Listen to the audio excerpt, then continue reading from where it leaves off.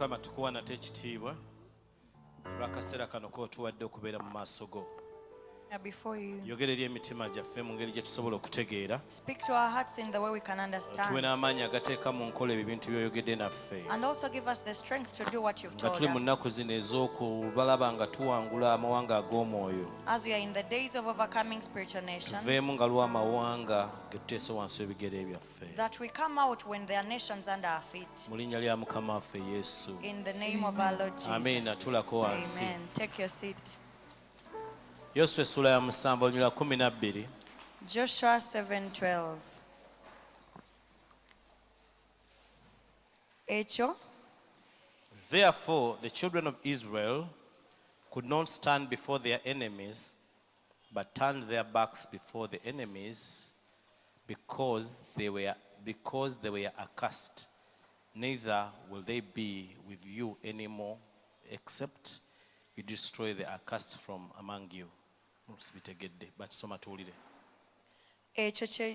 ekyo kye kibalobera abaana ba Isirayiri okuyimirira mu maaso g'abalabe baabwe, ne bakuba amabega abalabe baabwe, kubanga bafuuse abakolimiddwa. Sijja kuddayo kubeera nammwe, wabula nga muzikiriza ekyo kye mugugubiddeko. Tuli mu season nga twogera ku kuwangula amawanga ag'omwoyo. We are in a season of speaking about overcoming spiritual nations. Mwezi mulamba tugenda kuba tutunuulidde ensonga eyo. And for the full month we are going to be looking at this matter. Ku lunaku lwe nasooka okubuulira mu season eno nakugenda kusomesa nti oli ggwanga. The first day I preached in this season, I told you that you were a nation. Tukiraba mu Bible ng'oli ggwanga ddamba. And we saw it in the Bible that you are an entire nation. Ne tulaba erimu ku ggwanga lye tulimu mu mulembe gwa Yoswa lye tulina okwekuuma ku Sunday. And then on Sunday we looked at the nation as the Joshua generation, which we need to guard ourselves against. Ggwanga terisaaga, ggwanga litwetoolodde. A nation which is not a joke and it is surrounding us. Ggwanga lya ddala nnyo. A real nation. Abagibeyoni. The Gibeonites. Bagibeyoni The Gibeonites babeera bantu abalwana naffe. are people that fight us, Naye nga tebalwana na maanyi batuyingiramu nga tetutegedde. but they do not use strength, but they come camouflaging. Ne batukozesa endagaano, ne tuyingira endagaano nabo naye nga balabe baffe. And then we enter into agreement with them, and yet they are our enemies. Era Abagibeyoni batubbyeko ssente, batukozesezza emirimu mingi gye tutandikoze, batukozesezza contract ze tutandikoze, kubanga batuyingiramu nga tulowooza balokole naye nga si balokole. And these Gibeonites have robbed most of our money and our things, making us to enter into contract with them because they came calling themselves born again. Bangi batwetoolodde. They are many and are surrounding Abamu us. bafumbiddwa, You've got married to some, abamu bawasizza, you've married some, abamu mwakola nabo partnership mu mirimu, some of you have partnership with them in business, nga wayingira naye ng'omanyi nti ogenda kukola na mulokole naye nga mu Gibeon. and yet at the start you thought they were born again, but he's a Gibeonite. Omulembe gwa Yoswa, akamu ku kabonero akali waggulu waagwo, abaasinga obatawaanya bali ba Gibeon. In the Joshua times, most of the people that troubled them the most were the Gibeonites. Kubanga balina amaanyi agalwana, Because they had the strength for battle, naye bano bajja tebazze kulwana. but they didn't come to fight. Bano bajja ne babayingiramu. They just entered into them. Leero njala kwogera ku ggwanga eddala tulina okuwangula. Today I want to speak about another nation we have to overcome. Lino eggwanga ly'eggwanga lye baasooka okusisinkana lye bayita Jericho. The nation I'm going to talk about is the nation they first encountered, and that is Kino Jericho. kibuga kyalimu abatuuze ab'enjawulo. It is a city which had different occupants. Naye ekibuga kino eky'enjawulo ekyakiriko kyaliko amateeka n'ebiragiro Katonda bye yalagira abaana ba Isirayiri okwekuuma. But the special thing about this city was that there were rules and regulations that God told the children of Israel to guard themselves against. Ng'era okuwangula kwabwe kuli mu kulaba nti beekuuma ebiragiro ebyo. And their victory was in keeping these commands. Ku mulundi guno baali tebagenda kulwana, This time they were not going to fight. balina kwekuuma biragiro. They had to guard themselves against these laws. Ebiragiro byali byangu nnyo. And these laws were easy. biri mu ssuula ey'omukaaga. They are in chapter 6. Mu ssuula ey'omukaaga In chapter 6, abagamba nga amaze obawa instructions ez'okukola okwetoolola ekibuga byonna bira nga amaze bibannyonnyola okuva ku lunya olusooka. after he explains all the instructions from verse 1 of Joshua chapter 6, atuuka ku lunya olw'e18 he comes to verse 18, n'alyoka agamba ebigambo bino and then he spoke these words. ng'amaze obbabulira ekibuga engeri gy'agenda okibawangulira, After telling them how he was going to help them ekibuga overcome, agenda kibakubira, how he's going to strike down the city for them, olutalo lulwe, the battle is his, n'alyoka abagamba then he ebigambo said, bino. he told them these words. Olunya olw'e18 Verse 18, ssula ya 6 chapter 6. twogera ku Jericho. We are speaking about Jericho. And you by all means abstain from the accursed things, lest you become accursed when you take of the accursed things, and make the camp of Israel a curse and trouble it. 6:18. Nammwe mwewalire ddala mu biterekeddwa Mukama, muleme okutwala ku biterekeddwa nga mumaze okubitereka. Bwe mutyo mwandifudde olusiisira lwa Isirayiri olukolimiddwa era mwandilweraliikiriza. Verse 19. But all the silver and gold and vessels of bronze, iron, are consecrated to the Lord, and they shall come into the treasury of the Lord. Naye effeeza yonna ne zaabu n'ebintu eby'ebikomo n'eby'ebyuma bye bitukuvu eri Mukama, birijja mu ggwanika lya Mukama. Wano we tuli tulaba Katonda ng'abalaze bagenda kusanga ekibuga ekisooka. Here we are seeing God as they are going to encounter the first city. Ekibuga kino ekisooka kyali kibuga kigagga nnyo nnyo nnyo nnyo nnyo nnyo. This first city was a very, very, very wealthy nation. N'abagamba nti ebintu byonna ebirimu And then he told them, whatever is in there, si byammwe. it is not for you. Abantu bano baali batambudde mu ddungu emyaka 4. These people had walked in the wilderness for 40 years. Obulamu bwabwe bwonna bajjajja ne babajjajja ne babajjajja ne babajjajja ne babajjajja mirembe nga 4 bonna baali mu baddu. And all their lives of like 4 generations of their forefathers, they were servants. Slaves. They were slaves. Baali baddu. They were slaves. Lowoozaamu mumaze emirembe n'emirembe gy'oyinza okujjukira. Olunaku ne lutuuka ne mwetoolola ekibuga nga muyimba buyimbi, ekibuga ne kigwa, naye nga ky'ogenda okusookerako ogenda kusookera kugwa ku TV eya flat screen, ogenda kusookera ku Mercedes Benz, ogenda kusookera ku gold, ogenda kusookera ku dduuka ly'amasimu. Ng'oluyingira ekibuga bye bintu by'osookerako nga bannyini byo badduse edda.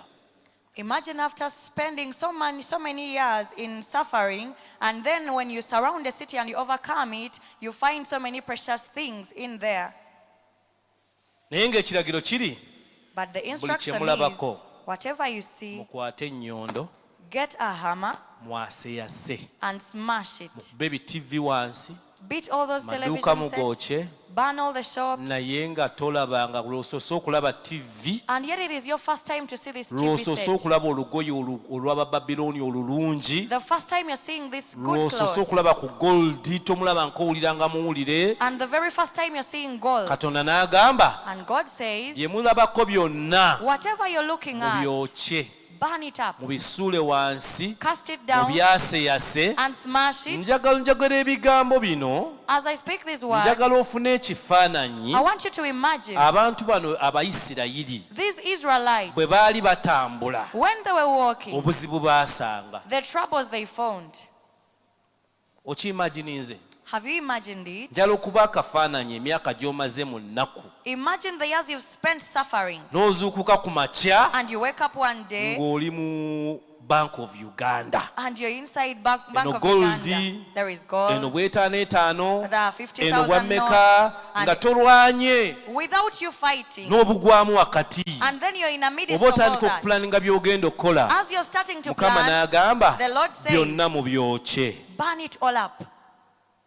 oyinza n'okugamba naye oba mukama yayogedde You may even ye doubt mukama if it is ayogera God. atya shia How does God okakasa say otya nti that? mukama ye yatugambye Are you sure it was mukama ayinza God? okugamba oyo ne tv efaanana bweti Can God tell you to destroy such njagala a TV bw'otafuna set? state bantu bali gye baalimu So if you don't get the state these people oyinza were in, okwefuula malayika you may pretend to be an angel. oyinza n'okutandika okusala You omusango may even judge them. n'ekirungi osooka otegeere state gye katonda bw'ayogera ekintu ky'aba akukoze But it is good for you to first understand the state of God when He's emyaka instructing. 4 egy'obusibe After 400 years of slavery, emyaka 4 egy'okutambula mu ddungu and then 40 years in the wilderness, breakthrough nejja and a breakthrough comes. ekibuga kye musoose okuyingiramu The first city you ne enter, kigwa kyokka and then it falls by itself, abalimu ne badduka and the emisinde inhabitants all run ne away. muteeka ebigere mu kibuga You step into the city oguyumba ogujjudde ebintu sente ze balesaawo full of money goldi and gwe precious balesaawo things, full of amaduuka gold, g'engoye the shops of joshua clothes. n'agenda nga bayitamu n'ekizindaalo And Joshua went with ebintu them mu right byokye on. ebintu mu byokye Burn up everything, burn up everything. mulaba ekizibu kye baalina Do you see the problem they had? nga tugamba okuwangula amawanga As we speak of overcoming nations, tulinayo eggwanga eryo likyaliwo we have this nation. tukyalinayo ekibuga ekyo kikyaliwo There is this nation, nga it still kirimu ebintu exists. katonda by'agamba Having the things nga which ku mulundi guno God si says, kulwana that this time you nga won't mulimu ebintu fight, katonda by'agamba but there are things in it which ebyo God says, temubikwatako do not touch them. kubanga bwe twogera okuwangula amawanga mulowooza ngenda bagamba wemmalira wano kati buli omu yimirira beggwanga lirinye lisambe agamu si gakulinnya Some nations si are not for stepping gakusamba over or kicking. ojja nafunira bwere emaaso puulu You will just get a muscle pull for nothing. mukama yeebazibwe Praise the Lord. nga weetaaga tegeera nti mulimu eggwanga You just need to lyo nga understand tuliwangula that there are nations which we ng'agambye ebiri mu overcome. eryo When the Lord has said whatever is in there, temukwatako do not touch it. kati omaze okulaba nga babagamba bino temubikwatako So now after you saying that the Lord has told them don't touch those things. wano byali byangu mu ssuula ey'omukaaga nga tebannatuukayo It was easy in chapter 6 before they reached. tuli mu joshua ssuula ya mukaaga We are in Joshua chapter lwanyi lwa 6, 16 lwa 18 lwa 19 verse 18 and 19. byali byangu nga tebannatuuka mu kibuga It was easy before they reached the city. essuula ey'omusanvu In chapter 7, ekibuga ne kigwa the city falls down. ekibuga bwe kigwa After the city was down, mu ssuula ey'omusanvu ng'etandise ne balumba akabuga akatono they attacked a small city. akabuga akatono akasinga ne kino obunene katini nnyo Very, very small. ne kabakuba And then it overcame ne them. kabattamu abantu 36 And 36 people were hit. abantu abayisirayiri 36 baba bangi 36 Israelites are so many. mu 36 ne bo batta 10,000 For ne them- ba 36 For them killing 36 of them, joshua n'agenda mu maaso ga mukama Joshua went before the presence of n'agwa mu maaso ga mukama and he fell before the presence ngenda of nammwe God. bwe mwazze okunoonya mukama Just like you also came to seek God. mugenda kusiiba You're going to fast. abala mwasiibye na dry Some are even fasting dry. olunyi olw'17:10 7:10. tuli mu ssula ya 7 olunyi lwa 10 Chapter 7 verse 10.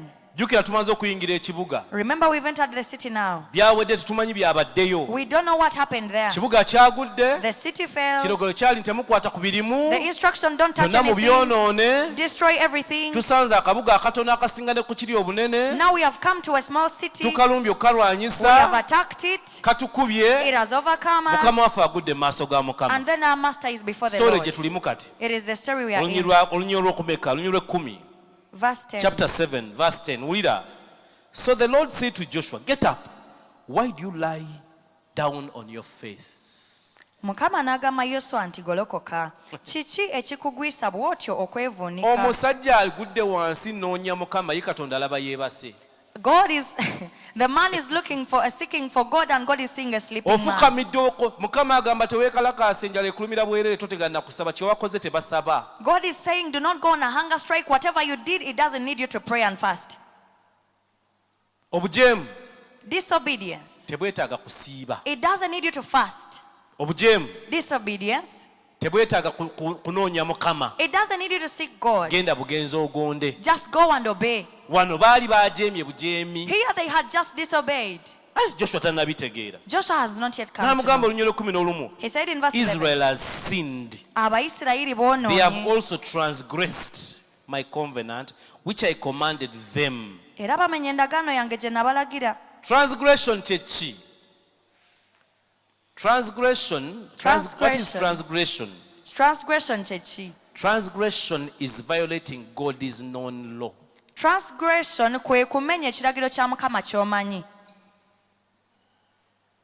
Is violating God's known law. Okuvvoola ekiragiro kya Mukama ng'okimanyi. N'ogamba kanyende nja kwenenya. And you say, let me fornicate, I will repent. That is transgression. Okwo kwe tuyita transgression. Joshua ndowooza n'akitegeera. And then Joshua They have discovered. transgressed. Tumenye Katonda endagaano. akyayongerayo. God is still They have continuing. transgressed my covenant, Bamenye endagaano which I yange commanded them. gye For they nabalagira. have even taken some of the accursed things Era and have n'okutwala both stolen and deceived. They have also put it among their own stuff. Owulidde ebintu byamenye wansi awo Katonda. era n'okutwala batutte ku biterekeddwa era babbye era bakusizza. They have transgressed my covenant. Bamenye endagaano yange. Ekyo kimu. That is one. They have taken of their accursed things. Batutte ku biterekeddwa. They have stolen. Babbye. They have deceived. Balimbye. They have put it in their own stuff. Era babitadde mu bintu byabwe. Joshua ali maaso ga Mukama anoonya Mukama. Joshua is before the presence of the Lord seeking him. Tunamugamba situkawo weebase na bwebase nze siraba muntu agudde mu maaso gange ndaba yeebase mu ttaka. God says, get up because you're just sleeping here. N'alyoka ayogera olunyiriro 12. Then he says in verse 12, Ze zimu ku nnyiri mu Bible z'olina okusoma there are some of the verses you have to read in the ne Bible. weekebera. And then you check yourself. Wakati ng'olina ebintu ebigaanye mu bulamu. Amidst whatever has failed in your Wakati life, ng'abalabe bo bali mu kuwangula. amidst your enemies Mulimu overcoming ennyiriri you, mu Bible z'olina okugenda ne weesomeramu n'okebera. there are verses you need to read for yourself in the Bible and N'ogamba examine sigwa mu yourself. luno. And you ask, don't I fall in this verse? N'alyoka agamba therefore, no Rachel. No, Rachel. Therefore is application. No, Rachel kitegeeza waliwo kye bali mu kuteeka mu nkola. Therefore the children of Israel could not stand before their enemies. No, Rachel abaana ba Isirayiri ekyo kye kyabalobera obutayimirira mu maaso g'abalabe baabwe. Tugenda kuwangula abalabe baffe. We are going to overcome our Naye enemies. batugambye waliwo ensonga Omuyisirayiri etamusobozesa kuyimirira mu maaso g'abalabe be. But here they are telling us that there is a reason which can forbid an Israelite from standing before his enemies. Nga tasobola And he cannot. eri wano The reason is buli here. lw'okwata ku bye bayita accursed. Whenever you touch whatever is accursed, Katonda bye yagamba nti bino byange. that which God said, this is mine, Totegana kusiiba. don't dare fast. Bireete buleesi. Just bring it to the Lord. Therefore the children of Israel could not stand before their enemies, Nolwekyo abaana ba Isirayiri tebasobola kuyimirira mu maaso g'abalabe baabwe. but turned their backs before their enemies, Naye ne babakuba amabega because they have become doomed to destruction. kubanga bafuuse abakolimiddwa. Neither will I be with you anymore, Sijja kuddayo kubeera nammwe unless you destroy the accursed from among you. wabula nga muzikiriza ddala ebyo ebiterekeddwa. Joshua Mukama bw'amala omuwa analysis eyo, After Joshua gets the analysis from n'amugulira God n'engeri gy'ajja okuzuula eyabibbye. and gives him the instruction of how to find out who Olunyiriro 19, stole, in verse 19, Joshua ng'amaze okuba Katonda amuwadde criterion ey'okunoonyezaamu eyakutte ku bye baagaana. after Joshua gets the criterion of getting the one who stole, Olunyiriro 19 Joshua n'amuyita. verse 19, Joshua calls him out. Joshua said to Achan, my son, I beg you, give glory to the Lord God of Israel and make confession to me and tell me now, what have you done to hide it from me? Kiki okoze kitukubya? Yoswa n'agamba Akani nti mwana wange nkwegayiridde omuwe ekitiibwa Mukama Katonda wa Isirayiri omwatulire era oŋŋambe kaakano ky'okoze tokinkisa. Achan answered Joshua and said, verse 20, indeed I have sinned against the Lord, God of Israel, and this is what I have done. Akani n'addamu Yoswa n'ayogera nti mazima nnyonoonye eri Mukama Katonda wa Isirayiri ne nkola bwe biti ne bwe biti. Ulya progression. When I saw When among I- the spoils of the Babylonian garment 200 shekels of silver, a wage of gold 50 shekels, I coveted. Number one, I saw. I coveted, I took, and hid in the house, in the earth, in the middle of my tent, and I covered it. All the biyakola. Yalaba, He saw, ne yeegomba he coveted, n'akweka he hid, n'abikka. and then he covered. Biki? What? Olugoye lw'Abababirooni olunyirira, The nice cloth of the silver Babylonians, omulungi, the good silver, goldi, the gold, n'akweka. he hid. Abooluganda, Brethren, ebintu Katonda by'agamba nti si bibye, the things which God says are not his, toteeka mu bibyo, which says are his, don't put in yours. bibeera accursed. Bibeera byawuliddwa. Era olw'okwata ku bintu biri accursed, Bw'okwata ku bintu eby'omuzizo, obeera cursed. okolimirwa. Katonda si y'aba akukolimidde. God is not the one who curses you. Nga Adamu ne Eva bwe baalya ku kibala, Just like Adam and Eve ate the forbidden fruit, okufa kwali ku kibala. Katonda si yaleeta okufa. death was upon that fruit. It is not God who brought the death. Nga bwe mulirya ekibala ekyo temulirema kufa. That when you eat of the fruit, you will not fail Nga to bwe die. okulya ku kibala eyo okyo activating okufa. And you eating of the forbidden fruit activates death. Soma Malaki essuula ey'okusatu olunyiriri lwa 10. So in Malachi 3:10, Kulya bwe wagamba. listen to what it says. Bring ye all the tithes into the storehouse, that there may be meat in my house. Prove me now, and King James Baba, kansome yange gye nsobola. Nsomera. Malachi 3:10. Muleete ekitundu eky'ekkumi ekiramba mu ggwanika. Ennyumba yange ebeeremu emmere, era munkeme nakyo, bw'ayogera Mukama w'eggye. Oba nga siribaggulirawo ebituli eby'omu ggulu, ne mbafukira omukisa, ne wataba na bbanga we gulijja. Mulya ebigambo ebyo. Have you heard those Mbadde words? njagala lwa mwenda. I want verse 9. You are cursed with a curse, Mukolimiddwa ekikolimo for you ekyo, have robbed me, kubanga munnyaze even nze, this whole nation. eggwanga lino lyonna. Kati ebikwatagana ku biweebwayo Now whatever comes to n'ebimu offertory eby'ekkumi, and tithes, ekikolimo ekiriko the curse upon them, Katonda si yakireeta. it is not God who brings them. No. Kyo kwe kiri kihanginze. It is just hanging upon Kuliko them. omukisa There is a blessing n'ekikolimo. and a curse. Katonda si yabireeta. God is not the one who Eyo brings principle them. ye yagimala. He made that principle already. Tulina obulamu bwa Yesu, We have the life of Jesus tulina n'ennono za Yesu. and the principles of Jesus. Obulamu bwa Yesu The life of Jesus bukutwala mu ggulu, takes you to heaven, bukuleetera okubeera n'emirembe. makes you have peace. Ennono za Yesu The principles of ze Jesus, zikugaggawaza. they make you rich. N'atali mulokole bw'azikola, Even the non-born again, when he does them, Agaggawala. he becomes rich. give and it shall be given to you. Wa naawo A n'aweebwa. good measure, Ekipimo ekirungi pressed down, nga shaken together. Kati this kisuukundiddwa. curse here, Now this ekikolimo kino, Katonda si yakikuteeseeko. God is not the one placing it upon Wennyini you. we kiri w'okinoga, It is where you pick it from. onogawo n'omukisa. You also pick a blessing from there. Manyi baba batawaanya dde emitwe n'ebimu eby'ekkumi. I know your heads are already confused with tithes. Kati ebimu eby'ekkumi Now tithes, oba mbibasomese should I teach you? n'amaliriza. Will I finish? Kuba mbadde njagala kumalayo ebiri accursed. The Ebimu things ku that are bintu ebiri cursed. accursed, One of the accursed things ebiweebwayo. are the tithes, Ebiweebwayo offerings. offerings. Ebiweebwayo kategore yonna nga bw'eri biyite ebiweebwayo. All whatever is called an offertory. Biri accursed. Bya muzizo. Bya Mukama. They are for the Lord. Ebyo totegana kusiiba, Don't fast. totegana kukuba muzimu, Don't cast a demon. totegana kumenya sitaani, Don't break the devil. kasita omanya nti kino kya Mukama. Ku buli Katonda ky'akuwa, As long as you know this is a portion of the Lord. Katonda alinako kaati ye. From whatever God gives you, he has a portion of it. Ne bwe nzijawo ne nkuwa 5,000 ne nzikuwa, Even though I just give you 5,000, Katonda aba alina ekyetaago God has his 500 ng'amanyi of that gojjo money. kituusaayo. And he knows you will take Kiyinza it. okuba nga ayagala 5,000 ezo zonna Maybe he wants the entire ozikozese 5,000 ng'ensigo and you use it as a ozisige. seed and sow it. Kiyinza okuba nga ku 5 ezo ayagalako percentage. Or maybe he has a certain percentage he wants. Kati teweekooya kugwa wansi nga Joshua. So don't trouble yourself like Joshua falling down.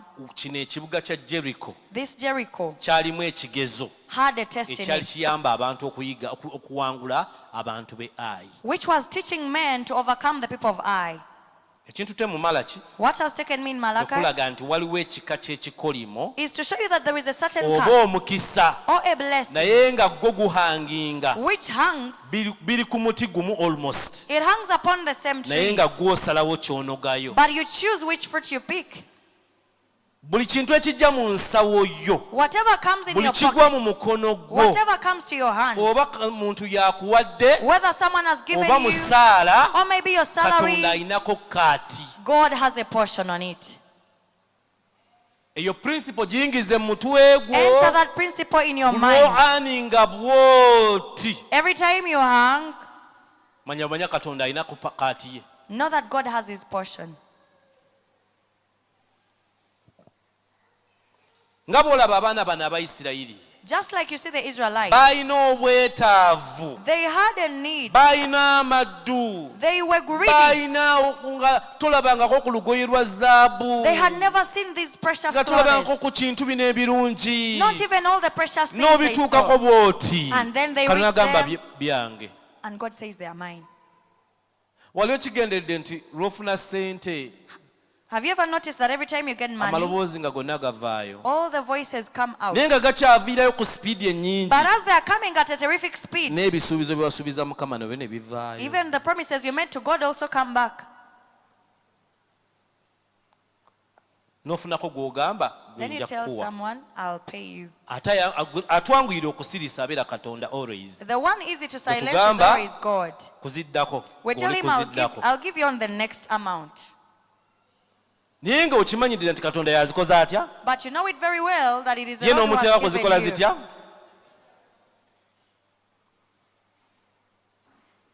Oba muli nange. I hope you're with me. Ensonga y'ebiweebwayo eka nga Abakristaayo, The matter of naye bwe offertory tutabagambe scares tuli the mu kuwangula brethren. mawanga, But we are overcoming eggwanga nations. ly'obwavu baliwangula na kukola, kuwaayo, kusaba. Kukola, kuwaayo, kusaba, kubeera creative.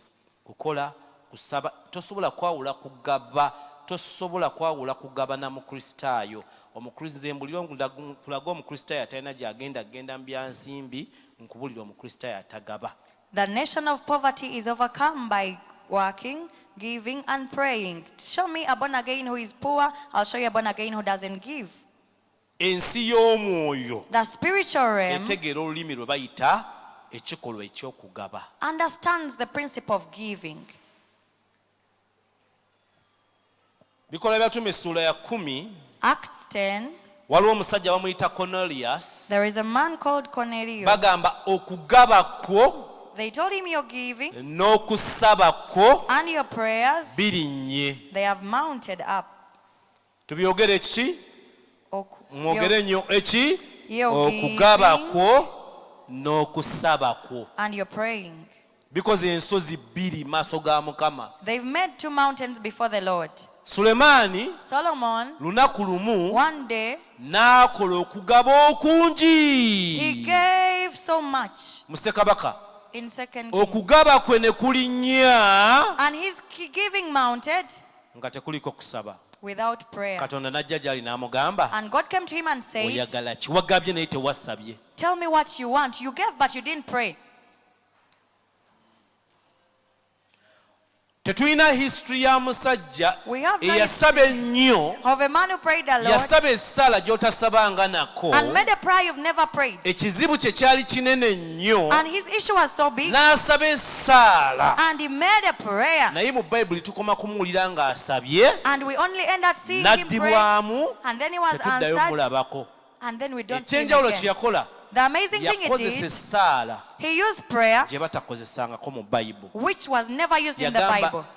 Yesu He told Jesus, omwana wa Dawudi, son of David, onsaasire. have mercy on me. Bamuyita Batimaayo. He's called Bartimaeus. Bigweraawo. That is the end of him.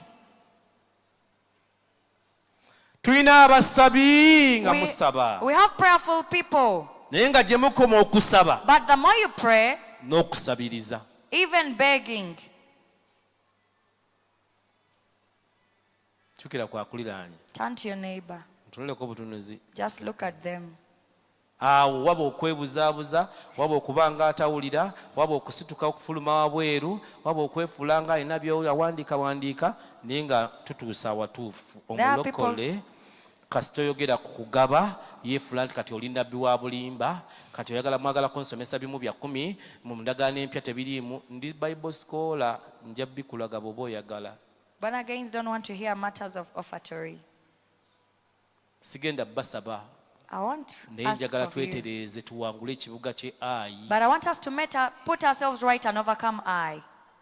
Akabuga ke Ayi kaali katono The Ai nation was very ne small. kalema abaana ba Isirayiri. And the children of Israel failed to overcome Ekizibu it. kyaliwa Where was the problem? kukwata ku byagaanibwa. Touching on the accursed. Mukama yakuwa omulimu God gave you that job.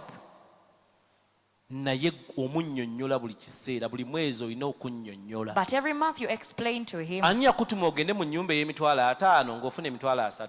Who told you to go and rent a 500,000 house when you afford Lwaki weewanika ku bulamu 300,000? bw'otasobola? Why do you take your life to where you can't manage? Lwaki obeera mu nnyumba ey'okukkiriza? Why are you in a house by faith? Okukkiriza gwe okwekisazayingira mu kugula ngatto za bbeeyi. You exercise your faith by buying expensive shoes. Lwaki tubeera mu bulamu bwe tutasobola? Why do we put ourselves in lives we can't manage? Lwaki owanika ku mmotoka nga togisobola? Why do you buy a car which you can't sustain? Lwaki opangisa ennajeera gy'otasobola? Why do you rent in Nigeria which you can't manage to be in? Levo ye ekyali ye Kasubi. Your level is still in Kasubi. Sina Kasubi ku kkubo Not even, eri mu kiwuunya wansi. but inside in Chiunya. Sooka obeere eyo Katonda gy'akyakuteese. First stay there, that is where Ze the Lord ennyumba is keeping z'osobola mu you. kikoniyezo eno wansi ku mwala. Those are the houses you can manage. Osobole okuwa obujulizi nti Mukama yanzijja eyo. So that later you can testify where the Lord got you from. Weewanise waggulu ofuna emitwalo 15. But you've exalted yourself. Ofuna emitwalo You 15. earn 150,000. Kuliko omutwalo gumu n'ekitundu kimu kya 10 kya Mukama. 15,000 is for the Lord as Oli mu tithe. nnyumba ya mitwalo 2. But you stay in a house of 200,000.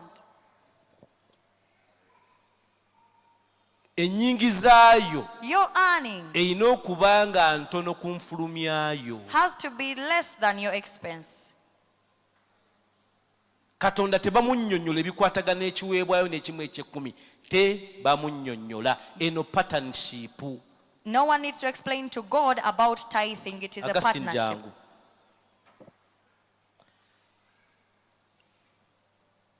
Sigenda kukola byakugezesaamu sikuweeredde eddala. Augustine muwadde emitwalo 5. I've given him 50,000. Augustine ojja ne mugamba, And then I tell him, Augustine ku mitwalo egyo 5 on that 50,000 note, mpeeraako Glory 15,000. just give Gloria Augustine 5,000. n'agamba, And Augustine says, zose ndibadde ngenda kusasula nnyumba. I'm going to pay for my house. Olaba nammwe bwe musese. You see, you've even Nga laughed. mugambe, kwezo sente ze nkuwadde mpeeraako Glory 15,000. Augustine n'agamba atya? Munziremu abadde agenda kusasula ki? He's going to pay for a house. Tabeera muyaaye bannange. Isn't he a con man? Ekyokubiri, Secondly, Augustine ngenze mu katale mulaze essimu, I've gone to the agiguze, market, showed him a phone he has amaze bought okugula it. essimu, After buying the phone, muteese ku dduuka, placed him at the shop, essimu agiguze emitwalo 4. bought the phone at 40,000. Ngenze ewa Mugisha, I've gone to mugambye Mugisha, Mugisha told him, genda ewa Augustine ogule essimu. go to Augustine and buy a phone. Mugisha n'ajja ewa Augustine Mugisha comes to n'agula Augustine, essimu emitwalo 5. buys the phone at 50,000. Aba yakamala okugigula, After buying it, aba KCCA ne bajja ewa Augustine KCC people come to nga Augustine baagala omutwalo gwabwe ogw'akasasiro. when they want their 10,000 for trash.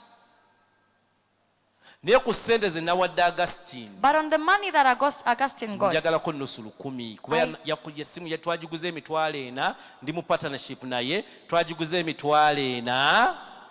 I want only ne tugitunda 1,000. emitwalo 5 Because we bought at 40, tulinako sold at omutwalo 50. We have nze 10K. ndeesaagula I've brought nze the buyer. namulagidde essimu ey'oggula I showed him where to buy njagalako from. nusu I 10,000 just want 1,000 as tithe. aba KCCA ne bajja But the KCC people nga baagala come mutwalo and gwabwe they want 10,000. n'akwata omutwalo He ogwo gets the 10,000, n'agubawa gives it to ku them. sande ne mugamba Augustine Paul kumi On lwange Sunday, I asked for my n'aŋŋamba 1,000 and he tells me, naziwadde aba I KCCA gave it to the KCCA people.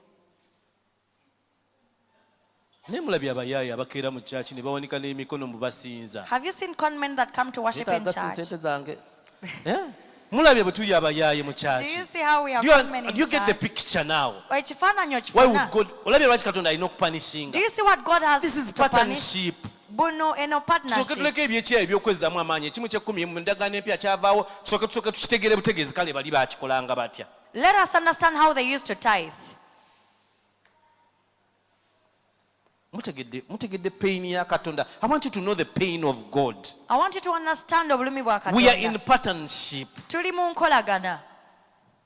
God goes katonda akusomesezza okuva mu kannasale God has taught you from nursery gwozza otuwa obujulizi engeri gye wasomamu and you've been testifying about your education. n'otugamba nze mukyala mugisa okusoma kwange twali baavu And you said we were so poor at home. mukyala mugisha n'osoma n'otukemakere n'ogamba nze ebibuuzo nabikusimanyi na bwe I nabikolanga even don't know how I sat for exams. twabeeranga mu fellowship ne bansabira fellowship yonna n'ekuŋŋaana ne nsabira The entire fellowship would make prayers for me. mu ssaawa y'ebibuuzo nga babeera And bansabira in the times of exams, they would make somehow prayer. ne njitawo Somehow I passed through. ne mmala And okusoma after academics, abamu ku mmwe fellowship ye yakusonderanga ssente ya bicom nna gwe nnengera fellowship ya bicom konadi yasondanga asome BCom fellowship used to solicit money for you to go for your school. n'amala And okusoma after your school, n'afuna omulimu you get a job. ogusoose ku interview teyakola na interview Never even went through an interview. bamuleeta bulesi n'ajja n'afuna omulimu Was just given the job. musaala ogusooka The first salary. kano n'agamba fast fruit God says, give me the first fruit. agamba guno omulimu gwe ŋŋendako gwe mutini oba olina okwambala esuuti olina okwambala amataayi kati mbadde ŋŋenda kugulamu masuuti njamuwa fast fruit njja gikuwa kuguddako kati kiba kirunzize meaning this is fast fruit ekibala ekisoose okujja kati ate mbu okimuwe muziddako mubitegeera Then you postpone the this first is fruit. fast fruit Kino kiyitibwa anoga kibereberye. akaso kenzigulemu engato n'amataayi Then you n'amasuuti sell me first buy nfaanane clothes. bulungi ku mulimu gye Then I nalaze look good at the job. njamuwa kuziddako I'll give him on the next money.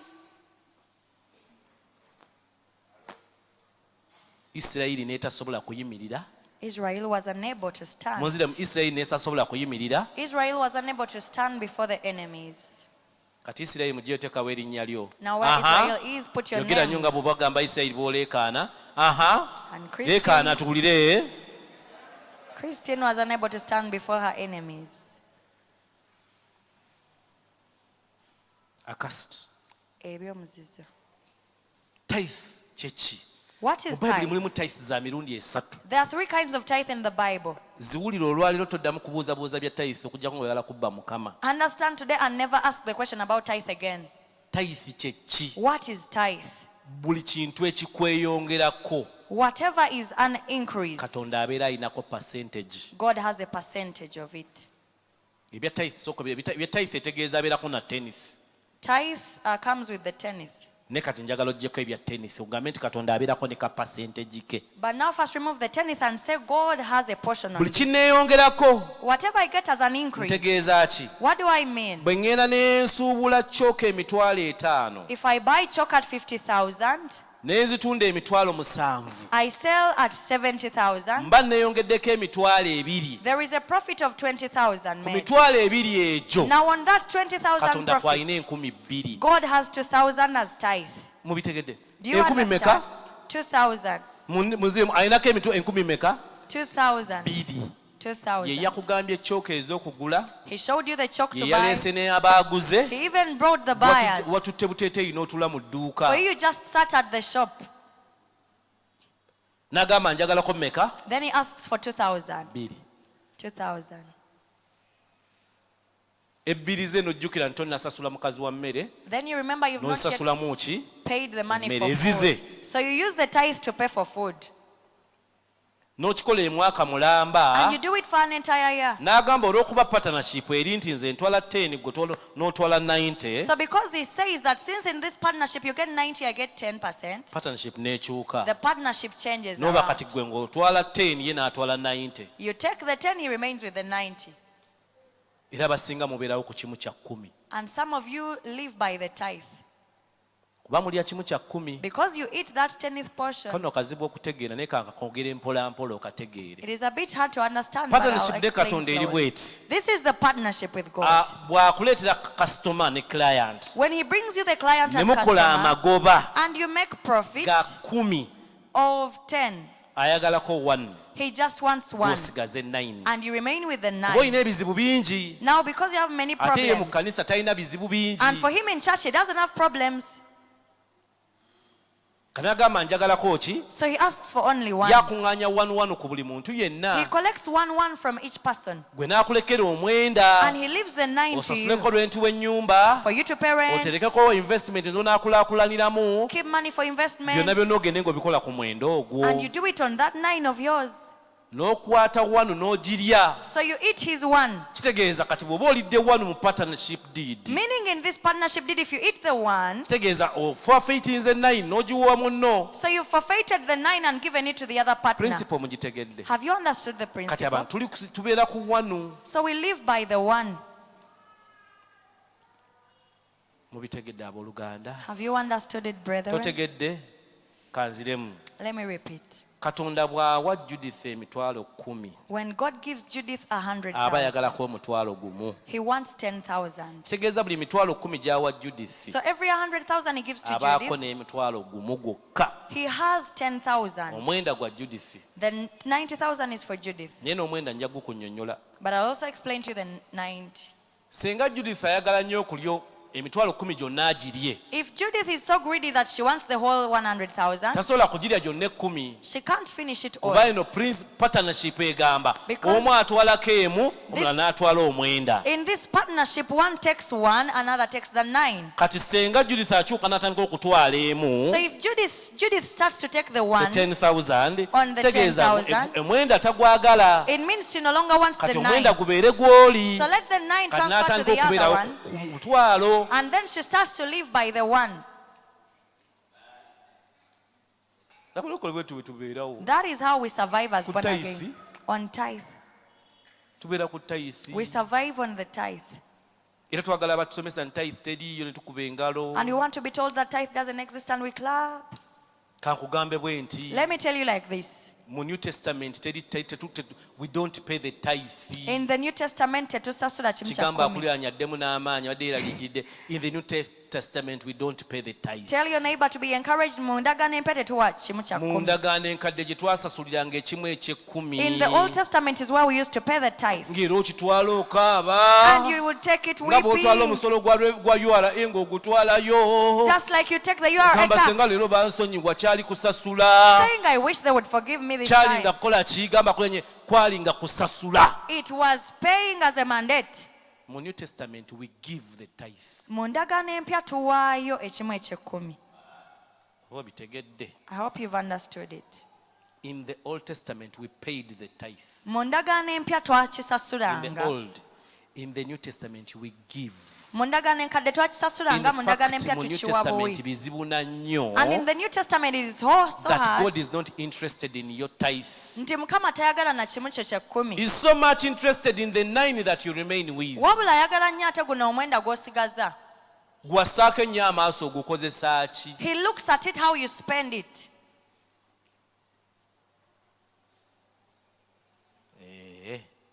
mwagala kuba amawanga musooke mukube eggwanga eryo ly'amaanyi If you want to overcome nations, first hit this one. It is so powerful. 2 Corinthians chapter 9 Bakolinso ekyokubiri mwenda and verse 7 olw'omusanvu. eyo principle ya new testament That is the principle of the New wetugenda Testament, okusoma where we are going to read. wulirizaawo nnyo Listen carefully. bw'onaawangula eggwanga eryo ojja kuba owangudde If you nnyo overcome this nation, you will have overcome. bagambye watya? Bakolinse ekyokubiri 9:7. Mm. Buli muntu akolenga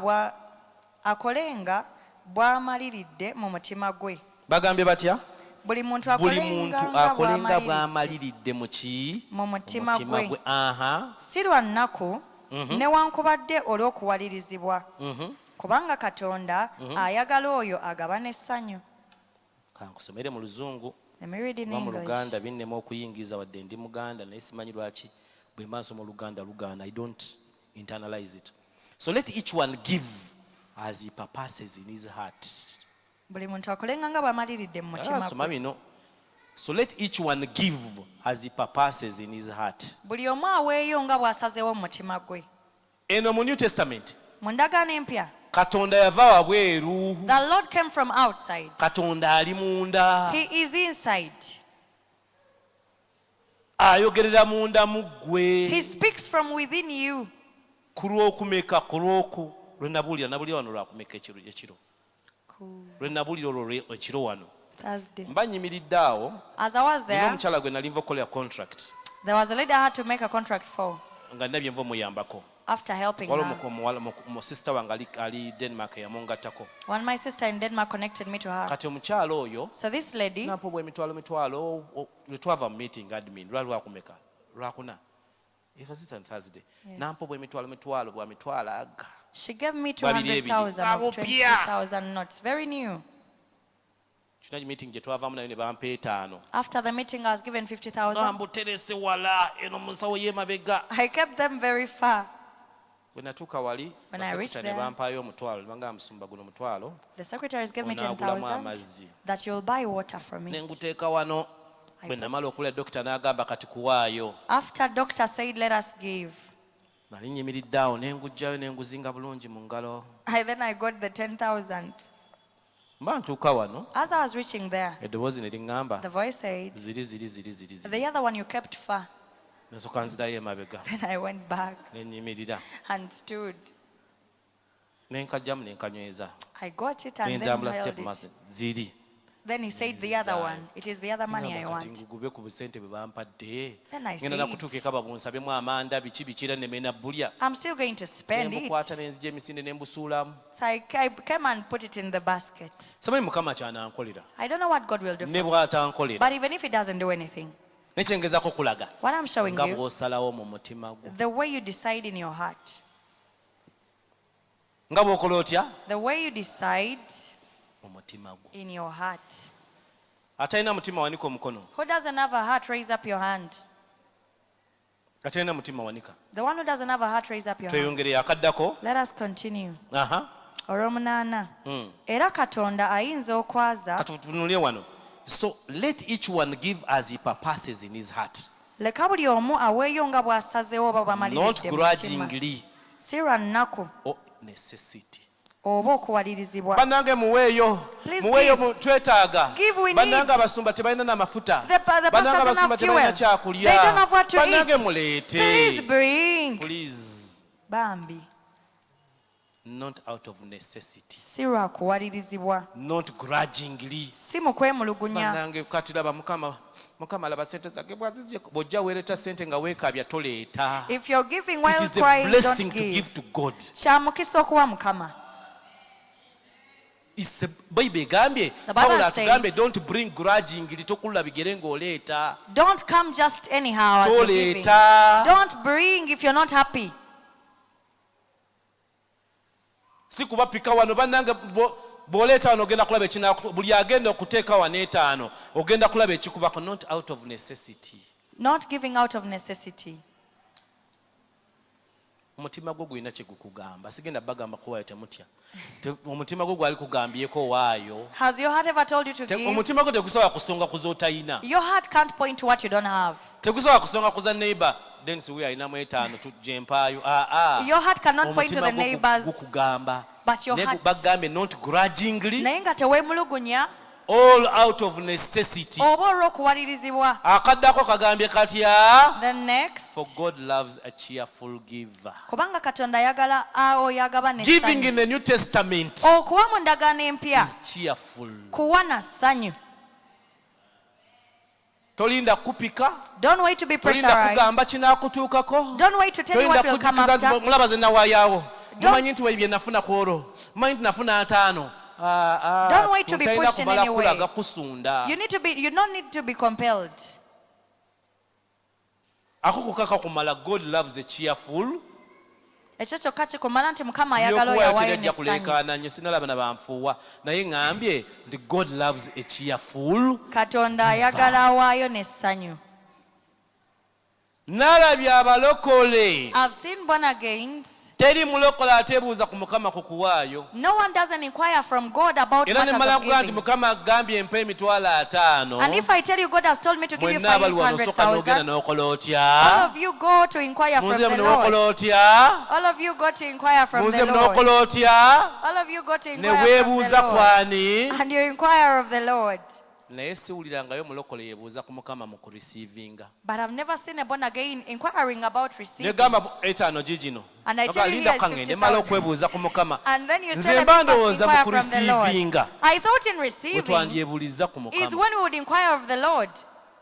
Kubanga Because- mu kurisiivinga we wali obutego. In receiving is where there is a trap. Mu kurisiivinga we wali okuba nti waliwo ekijja okutuukako. In receiving is where something can Naye mu happen to you. kurisiivinga teri yeebuuza ku But in Mukama. receiving, no one inquires Era of omuntu the Lord. olukuwaako 5. Someone, when they Ogamba give you otya? 50,000, you say, Mukama akola atya? the Lord.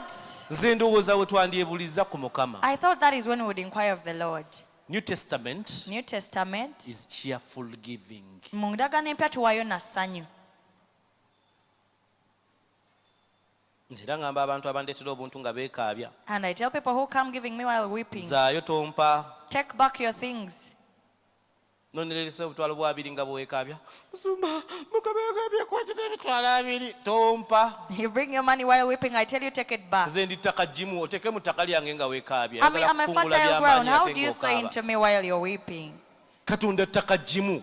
God is a fertile ground. Kati omuteekemu ng'okaaba. So you give to him while weeping. Ojja kuleeta ennyiri nti abaaleeta nga bakaaba. Old Testament, it was compelling.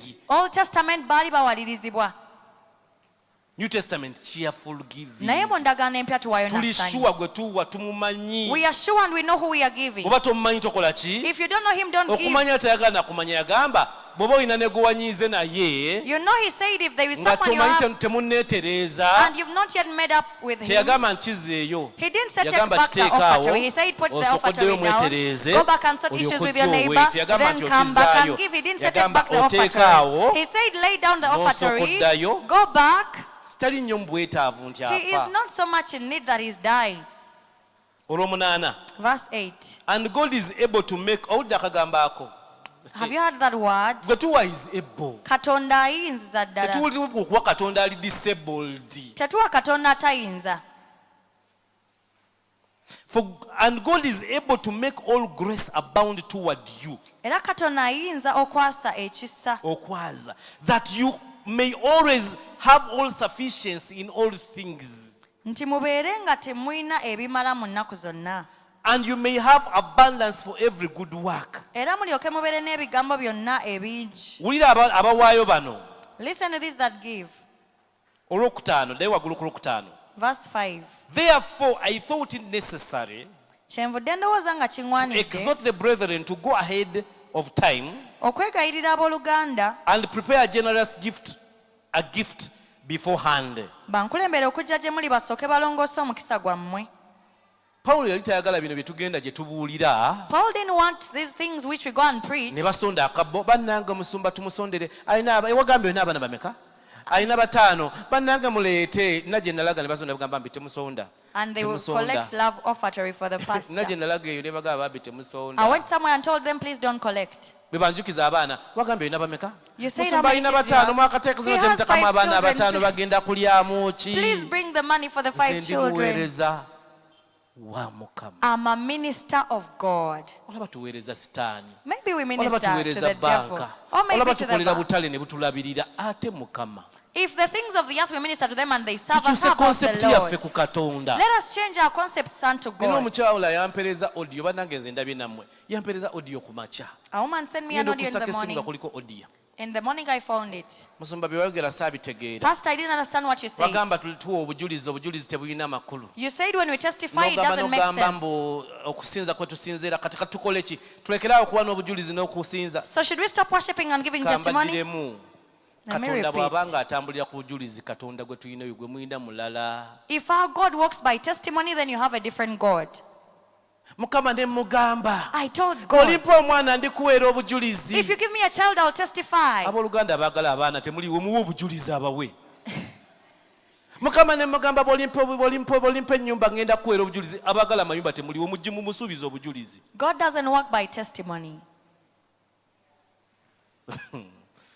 namugamba nomala ompa omwana ngenda kuweera obujulizi kati mbu bwewana obujulizi katonda netumunyonyogera netumunyonyogera nagamba kwata emotoka yiyo onyonyogedde nnyo God is beyond that. Katonda asukuluma obujulizi. God is beyond that. Katonda Nalimba asukuluma sosa ekyo. concept ya katonda bwetuba banange tutegeere katonda Let us bw'afaanana understand how God is. tugende okuva mu kusaba kuno n'okusiiba After this prayer and fasting session, ng'okimanyi nti okuwa obujulizi when you know that you're testifying, building confidence mu bantu nabo bafune confidence mu katonda oteeka buteefu Simbu mu Katonda balala, wamusuubiza nabo obujulizi beesige Mukama. akuwonye. Not that you testify for bw'abemulago God to heal you. tebamanyi kwogera bw'abali mu ddwaliro bonna tebasobola gamba mukama tugenda kuweera obujulizi tuwonye mukama tugenda God doesn't work because you mulokole testify. beera serious Tell your neighbor, be serious, born again.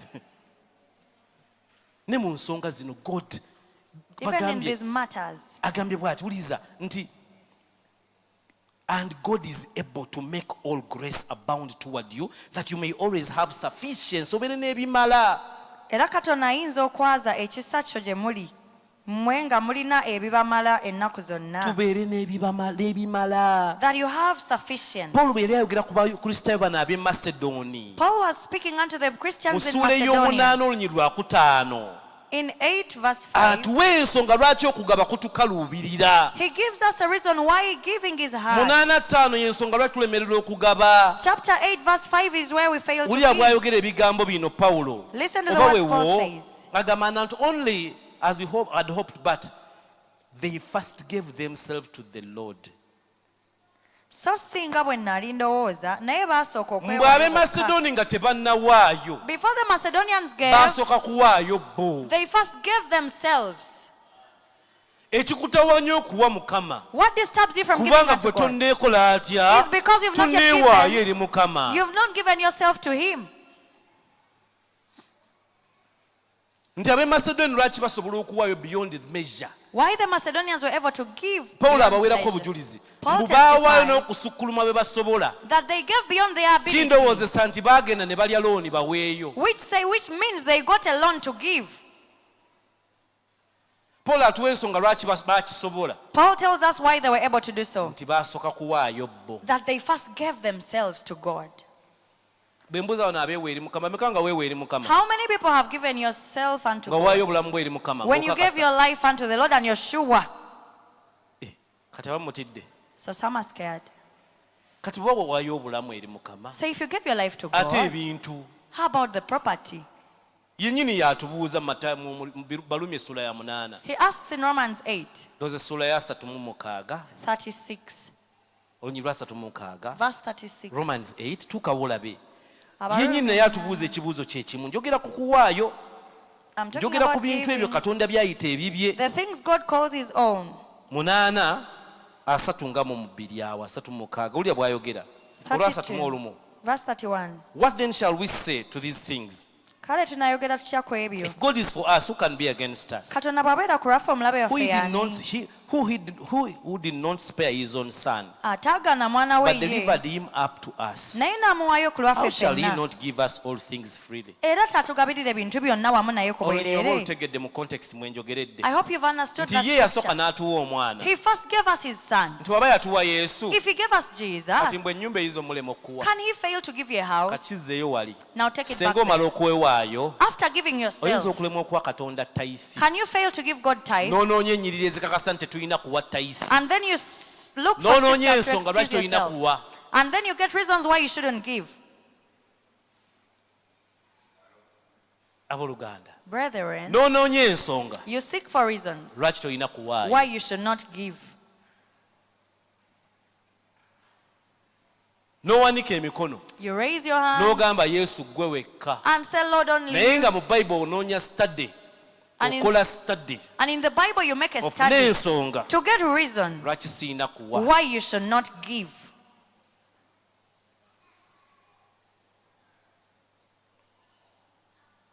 Mukama yeebazibwe. Praise the Lord.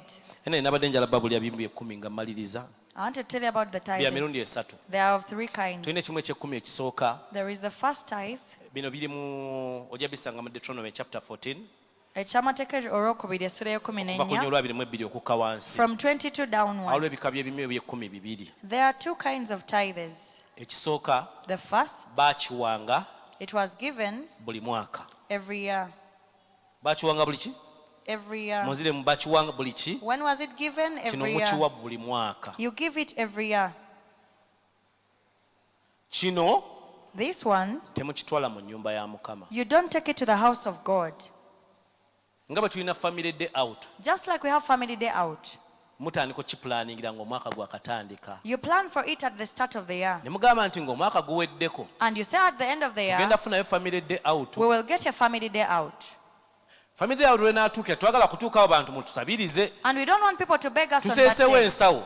We've put a, Mutandika okusonda mu bitaano bitaano. let people start soliciting money earlier Ne batandika okusonda ssente ezo. so they would collect that Kubanga money. Katonda yali yabalagira For God had commanded them ogenda e Yerusaalemi emirundi esatu. to go to Jerusalem 3 times. Kati ng'ogenda e Yerusaalemi muva eno wansi gye muvudde Ddaani n'ewa yonna ne Betho. And going to Jerusalem from wherever you were coming from, Katukozese by'otegeera nga mulina okujja e Kampala okuva mu kyalo moving to Kampala from your buli village mu mwaka emirundi esatu. in every year 3 times. So nga mulina okusonda ssente ebintu bye munaalya nga mulize e So you Kampala. had to collect transport and everything to cater for your Kati eating. mwagendanga ku kyalo kyammwe ku division. So you would go at the division of your N'oteekayo village, ssente zo. you put your money, N'oleeta kasooli obiika tutebabeeranga ssente kasooli wo. You bring edibles, ebintu byo n'obiteekayo. and your property and Bayibuli place it there. ewegamba mubitunde mubifunemu ssente. Now the Bible says sell them and get money. Ssente ezo ze mujja okusobola okuba temujja kusobola kusitula nte kuva Masaka muzitwale e Kampala. Because you won't be able to carry the cow Bwe from Masaka to munaatuuka e Kampala. Kampala Jerusalem When you reach in Kampala, Jerusalem, mugulemu bye mwagala okulya. buy what you want to eat Muzirye. and eat Kye it. kimu eky'ekkumi kye bakugamba okulya. This is the tithe they tell you to eat. Kati abasomesa bammwe abato Now your little teachers, bajja ne babagamba ate nammwe bulowooza obutono ne babagamba ekimu ekyekkumi kikyo kyakulya. They Ngenda tell kulaga you- olunyiringa ekimu ekyekkumi olina okirya bakulaga awo. they show you the tithe which you have to eat and they show you this chapter. Naawe n'ogamba ayayaya nkazudde. And you have Kiki discovered kimu it. kyakkumi kya We have to eat it. kwata ku mutwe ogamba Mukama mponye endowooza Touch your head entono. and say, Lord, save me from Kwata little ku ogamba thinking. Mukama mponye endowooza entono. Say, Lord, save me from small thinking. Ekyo kimu kya kkumi kikyo That is kyakulya. tithe for you to eat. Kyakulya nga bagenze ku ziri feast essatu When you go for the 3 feasts e Jerusalem. in Jerusalem, Ekimu ekiddako eky'ekkumi second- ekiri awo ekiddako we nkugambye osoma the second tithe in Deuteronomy 14 kyo kyali ekyo bakiyita ekimu ekyekkumi ekya feasts. is the tithe of the feasts. Kino kyenzirako ky'abaavu. Now this one is for the poor. Kino kyo baakisondanga buli myaka esatu. They would collect it every day after 3 years. Musonda ne musonda emyaka esatu bwe giwera You collect, and after 3 years, nga mulyoka mukijjayo you get it out. nga muyita abaavu, You call the poor, bannamwandu, the widows, abamulekwa the orphans, n'Abaleevi and the abamu Levites, some abaabiranga of ku them, kyalo kyammwe. who were on your nga village. mubawa. And then you give to Era them. kyakolebwanga community. And it was done by the community. Ekimu kyange eky'ekkumi My bwe tithe, nkiwa abaavu mba sikoze kubanga I mu give it makanisa to gye the tukireeta muddamu kirya abasumba. because the pastors also eat it. Ekyo mwe kiri mu Bayibuli era Yes, it is in the nga Bible. kyabaavu. For the poor, Ekimu ekyekkumi ekyokusatu the third kiri tithe mu Numbers chapter 18. is in Numbers 18. Kino This one ky'Abaleevi. is for the Levites. Kyaki? For the Levites. Ekino oleeta mu nnyumba ya Mukama. This one is brought to the house of the Tokiteekako Lord. mateeka ago ngeri gye banaakidistributinga. And don't order how it is Gwe should teekawo be used. genda. Put it Oba there and musumba go. akikuliddemu mukazi we n'abaana be, Whether oba the musumba pastor's akikoze atyo eaten batalabiridde basumba banne musumba n'akirya. Whatever business the pastor Ekyo uses it tolinaako bwa for poliisi. is none of your Musumba business. alidiringa ne mukazi we n'abaana be n'abantu be bonna. The pastor Manya deals with it Katonda with his alidiringa nabo people. nga bw'amanyi. God deals as he wishes. era ekyo ekimu eky'ekkumi And this tithe ky'osanga mu kitabo kya Nehemiya is the one in ng'Abaleevi Nehemiah baali bazzeeyo okulima that the Levites had gone to ne dig, baleka ennyumba ya Mukama. and then they left the house of the Lord. Ekyo kye kimu eky'ekkumi Ibulayimu kye yawa mu ssula ekumi n'ennya ya Genesis. It is the one which Abraham gave in Genesis 14. Tuli bidiscussing olala kasita obitegedde nti biri bisatu. The good thing you've understood that there are three Ekimu kinds. One, okirya you eat it. mukiina mu bubiina gye mukolera mu butale musonda mu bubokisi bwammwe biniigiina kyekyo. In your circle groups, you eat it. It was for their social well-being. Kyali kya kubabeezaawo. Bwe mugenda e Jerusalem muleme kusabiriza, muleme kulaba abaana ba musoke nga buli e Jerusalem tuli ku street ze Jerusalem tugula abaana bange bali ice cream, bali biki, bali keeke n'ogamba tudiibuuda twasonda. Ne tumanya Jerusalem ajja kukola atya, ajja kutuuka. It is for you to take care of your social being. Mutegedde? Kiri ekirala ky'abaavu, bino by'abantu byabuuza, nze bwe nkikwata ne nkiwa abaavu. Kisonde Bible ekikukkiriza nakyo kisonde obawe. The second one is for the Tetuganye poor. gwe genda okisonde okola otya? Collect it and give it to the poor. Naye kino bufuna emitwalo 5 But when you get 50,000, nga kuliko 5,000 za Mukama. and then there is Si- 5,000 ekyo for the si Lord, kw'oboowa. that is not the one you Omala pick to okuwa give. zino 5 za Mukama. After giving the 5,000 Kwata of the ku Lord, zisigaddewo, get on the ogenda 45,000 oyamba abaavu. and go help the poor. Oba mubitegedde. I hope you've understood it. Tuddeyo ku lunyi lwaffe olw'e12 lwagambye lutya 7:12. Let us go back to our verse. Joshua 7:12 yagambye etya? Joshua 7:12. Bw'etyo Isirayiri Then Israel, n'etasobola kuyimirira therefore Israel was mu maaso unable g'abalabe to baayo. stand before its enemies. Oyo omulabe gwe bayita ssente, The enemy called gwe money, bayita bwavu, called poverty, awangulwa na kugaba. he's overcome by giving. Give and it shall be given to you. Waayo naawe Luka essula ya oliweebwa. 19. Give and it shall be given to you. Waayo naawe A oliweebwa. good measure, Ekipimo ekirungi, pressed down, ekisukundiddwa, shaken together. ekisukundiddwa That is wamu. what men will bring into your lap. Ekyo abantu kye bajja okuleeta mu ngalo zo. Gw'owaayo You give naawe bajja kuwa. and you will be given. Ekikatiddwa, That which has pressed down ekisuukundiddwa, and then shaken, ekiyiika, which is in overflow, abantu kye bagenda okuddiza. is the one which people will give back to you. Principle eri awo. The principle Oba is musiraamu there. yagikozesezza, Whether it is a Muslim who has oba wa applied it, musabo yagikozesezza, or a sorcerer, oba mubbi yagikozesezza. or maybe a thief, Give and it shall be given to you. waayo naawe Teyagamba oliweebwa. abalokole, He didn't say only born muweeyo. again. Give. Nammwe banaaba yagamba muntu yenna. He said anyone. The accursed things. Ebintu ebyomuzizo. Genda mu nnyumba yo Go to your house olabe ka TV ke wagula mu 1:10. and get the tithe you bought out of the Genda mu tithe. nnyumba yo. Go to your Abamu house. akaviiri mwakasiba mu 1:10 omutwe Some of kyeguva you gukuluma plaited buli hair from the kiseera. money of the tithe. Engoye ze mwambala za 1:10. The tithe Abaana is bammwe basomera ku buys your 1:10. clothes. Your kids are schooled by the tithe. Bw'atyo Isirayiri n'etasobola kuyimirira mu maaso g'abalabe baayo. Therefore Israel was unable to stand before its enemies. Muntegedde abooluganda. Have you understood me, brethren? Kinkoze bulungi tebaddeyo nnyo okuleekana kubaza amiina kuba mu kilaasi temuzikuba. Ku ssomero mukuba amiina. Do you shout amen at school? Abaana bammwe ku ssomero bakuba amiina. Do your children shout Mu kilaasi amen? abaana bakuba amiina.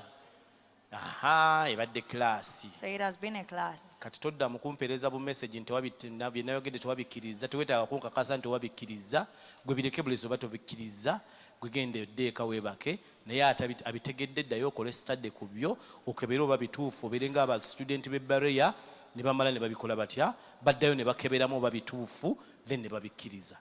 If you've not Mukama understood, yeebazibwe. just leave it at Mu that. If you've ndagaano understood, empya, go and make a we study. don't pay the tithe, we give the In the tithe. New Testament, we give the tithe, we don't Era pay. bw'owulira bakikukaka And if you're forced, nga bakulaga nga geena bwekulinze, showing you how hell is waiting for you. nga Katonda tatunulira bibi bye, atunulira butawa 1:10 n'agamba dakiika 3 ezisembayo musumba n'azissa ku 1:10, muwedde naye ng'oli mwenzi n'owa 1:10 naye bwenzi bwo nga tobulowoozaako. Katonda atunulira 1:10 kyokka nga tafa ku bwenzi mulala.